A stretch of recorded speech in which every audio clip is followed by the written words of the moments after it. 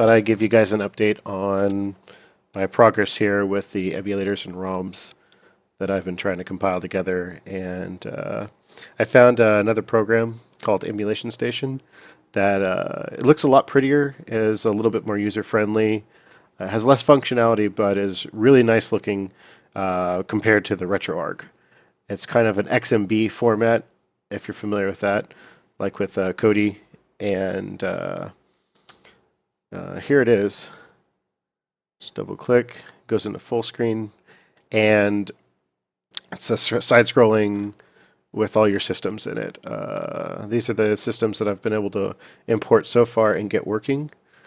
And then the back end is actually still RetroArch, which is really nice. So that it kind of takes care of everything, but you're presented with a nice UI and GUI here for all of your different games that are installed on your system.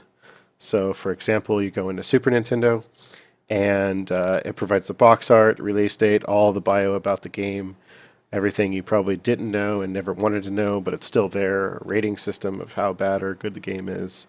All these things can be manipulated any way you want to, and kind of gives you pretty cool looking UI for it that you can sift through really, really easily. Like pretty much anybody would be able to use this as long as they were competent enough to push side to side and the A button. So once you're in there and you pick a game that you want to play, you can simply scroll down. Let's say we're going to play Super Mario Brothers. Click A on my controller that I'm holding right now, and you'll see that we have a game ready to go. I push the R3 button, it backs right out, goes right back into Emulation Station. So there's no having to do any keyboard or manual control to get in and out of these types of things. So pretty cool, really quick, really easy to use. One of my newest accomplishments is getting the GameCube to work. So that's super awesome. This really bumps the type of games that you can play to something a lot more recent than just Super Nintendo or Sega Genesis or whatever.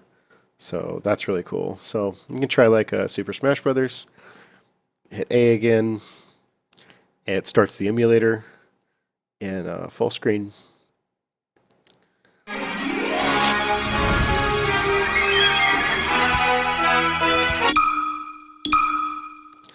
Just give you an idea. Looks pretty good. Fully playable. Choose your character. Samus versus Mario. Ready? Go!